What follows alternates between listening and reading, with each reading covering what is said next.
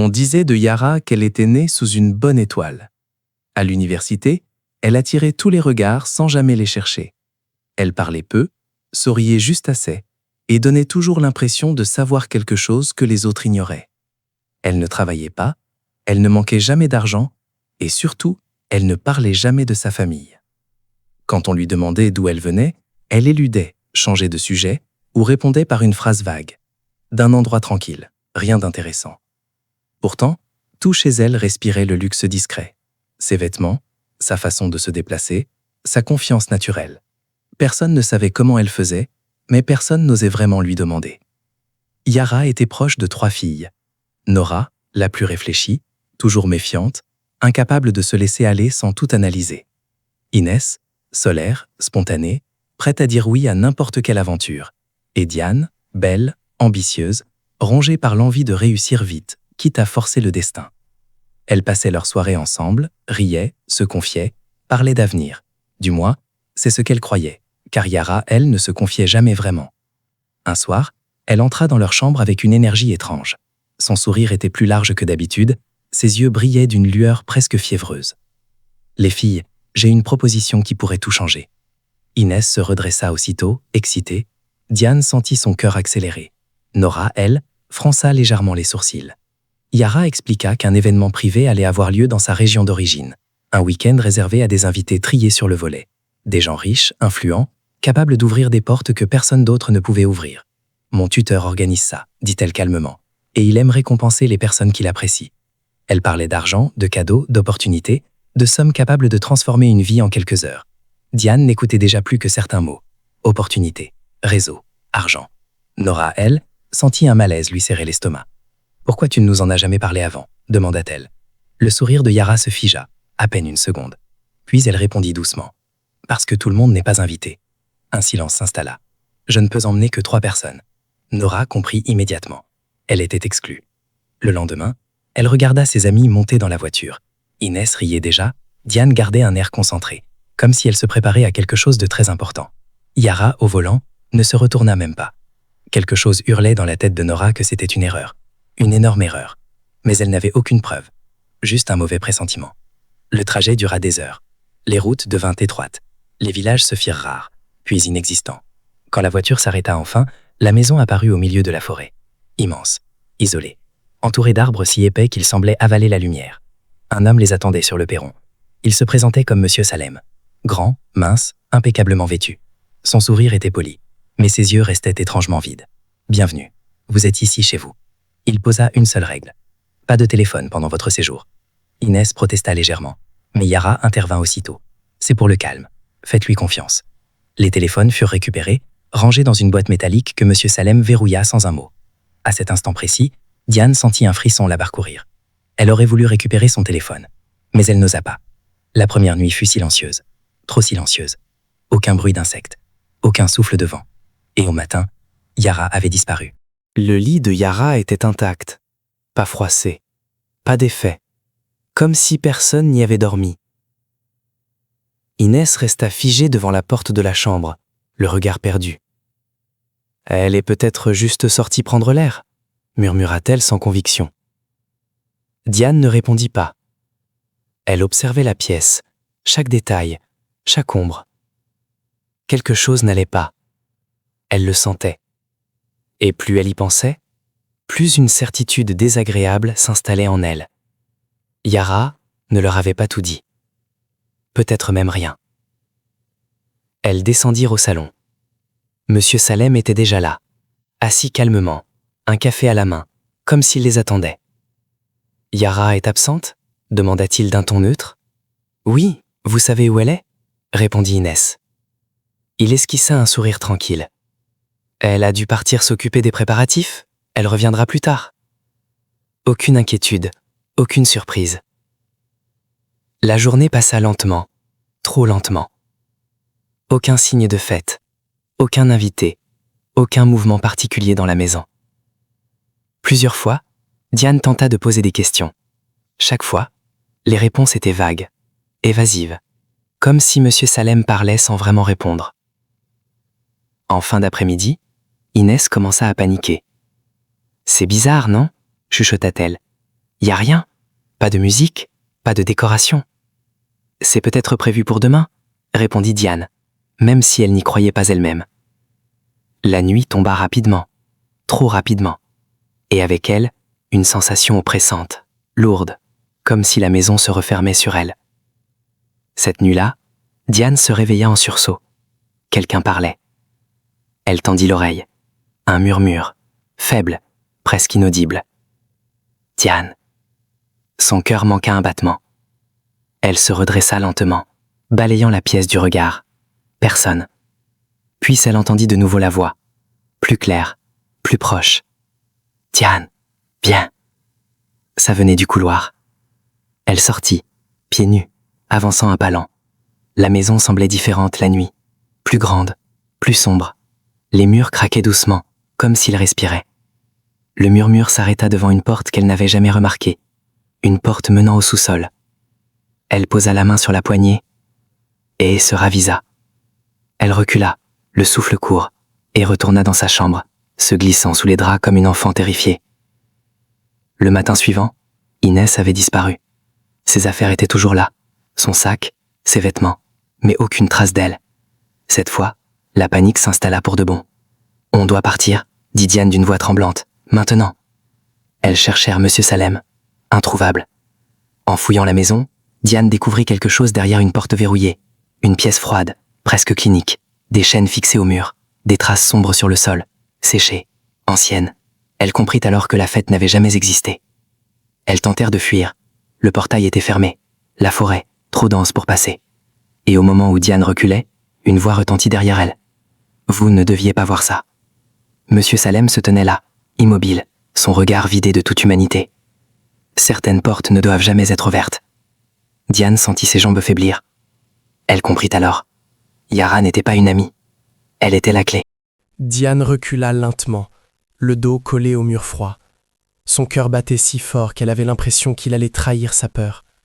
Monsieur Salem ne criait pas, il ne courait pas, il avançait simplement, sûr de lui, comme quelqu'un qui sait que la fuite est inutile. « Où est Inès ?» demanda-t-elle, la voix brisée. Il l'observa longuement avant de répondre. « Elle est là où elle doit être. » Ces mots furent pires qu'un aveu. Diane tenta de contourner l'homme, mais il leva doucement la main. Deux silhouettes sortirent de l'ombre du couloir, des hommes silencieux, le regard vide, exactement comme lui. Elle comprit qu'elle était encerclée. On l'enferma dans une chambre à l'étage. La porte fut verrouillée de l'extérieur. Les heures passèrent, ou peut-être des minutes. Le temps n'avait plus de sens. La maison semblait absorber toute notion de réalité. Diane frappa, cria, supplia. Personne ne répondit. Puis, au milieu de la nuit, elle entendit quelque chose. Un sanglot. Faible, étouffé. « Inès », murmura-t-elle. Le sanglot se transforma en gémissement. Il venait d'en dessous. Le sol. Le sous-sol. Elle comprit que les murs n'étaient pas insonorisés par hasard. Les murmures revinrent, pas seulement celui d'Inès, d'autres voix, des voix de filles, certaines jeunes, d'autres plus âgées, toutes chargées de peur. Diane se boucha les oreilles, mais ça ne servait à rien. Les voix semblaient venir de l'intérieur de sa tête. Pourquoi moi? Je voulais juste une meilleure vie. Elle avait promis. Yara. Son visage revint brutalement dans l'esprit de Diane. Son sourire, sa douceur calculée, sa façon d'observer les gens comme si elle les évaluait. À cet instant précis, Diane comprit la vérité. Yara ne choisissait pas au hasard. Elle repérait les failles, l'envie, la cupidité, le besoin désespéré de changer de vie. Et Diane cochait toutes les cases. Au petit matin, la porte s'ouvrit. Monsieur Salem entra, accompagné d'un plateau. « Mange », dit-il calmement. « Tu auras besoin de force. »« Pourquoi ?» demanda Diane. Il s'approcha. « Pour être présentable. » Elle sentit un frisson la parcourir. « Présentable pour qui ?» Il esquissa un sourire presque attendri. « Pour ceux qui donnent. » Pendant ce temps, à l'université, Nora n'avait plus de nouvelles, ni d'Inès, ni de Diane, ni même de Yara. Le silence était devenu insupportable. Elle appela les parents d'Inès, Puis ceux de Diane. Personne n'avait reçu de message, aucun appel, rien. La peur se transforma en certitude. Nora se rendit à l'administration. Elle demanda le dossier de Yara. Le visage de la secrétaire changea. Il n'y a aucune étudiante à ce nom. C'est impossible, répondit Nora. Elle vit sur le campus. Elle n'existe pas dans nos registres. La vérité frappa Nora de plein fouet. Yara était un mensonge vivant. La police fut alertée. La seule piste exploitable, un ancien message vocal envoyé par Inès le jour de leur arrivée. L'appel avait duré moins de 10 secondes, mais suffisait à localiser une zone forestière isolée. Dans la maison, Diane fut conduite au sous-sol. Là, elle vit l'horreur.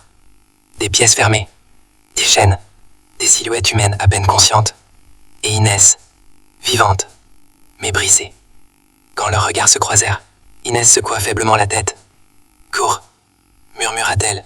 « Quand tu peux. » Mais déjà, des pas résonnaient derrière elle. Yara apparut. Elle n'avait plus ce visage amical. Ses yeux étaient froides, vides, presque anciens. « Tu vois, dit-elle doucement, tout le monde veut quelque chose. Moi, je ne fais qu'offrir un échange. » Diane comprit alors que le piège n'était pas la maison. C'était elle. Diane sentit ses jambes trembler. Yara se tenait devant elle, immobile, presque sereine, comme si tout ce qui se passait autour n'était qu'un simple rituel parfaitement maîtrisé. « Tu as toujours voulu plus, » murmura Yara. « Je l'ai vu dès le premier jour. » Diane voulut crier, mais aucun son ne sortit. Les murs du sous-sol semblaient absorber toute tentative de résistance. Les autres silhouettes gémissaient à peine, trop faibles pour bouger, trop conscientes pour espérer. « Pourquoi nous ?» réussit-elle à articuler. Yara inclina légèrement la tête. « Parce que vous étiez prête à venir. Personne ne force personne. Les vrais pièges sont ceux dans lesquels on entre volontairement. » Monsieur Salem observa la scène sans émotion. « Le donateur arrive ce soir », annonça-t-il calmement. Ce mot glaça Diane. Donateur. Elle comprit alors. Ces gens ne cherchaient pas seulement à faire disparaître des filles. Ils les offraient, comme des marchandises, comme des sacrifices vivants destinés à satisfaire des accords anciens, invisibles, mais puissants. Non. La nuit tomba lourdement sur la maison. Diane fut enfermée seule dans une petite pièce. Pas de chaîne cette fois. Juste une porte fragile. Trop fragile pour être honnête. Elle resta immobile, le souffle court, écoutant son propre cœur battre. Les murmures s'étaient calmés, comme si la maison retenait son souffle. Puis elle entendit un bruit métallique, un cliquetis discret. La porte n'était plus verrouillée. Diane hésita. Était-ce un piège de plus? Ou sa seule chance? Elle sortit lentement, avançant dans l'ombre. Les couloirs étaient déserts, trop déserts. Elle atteignit l'escalier menant à l'extérieur. Le portail n'était plus fermé. Elle courut. La forêt l'engloutit aussitôt. Les branches griffaient sa peau. Les racines la faisaient trébucher. Mais elle continuait.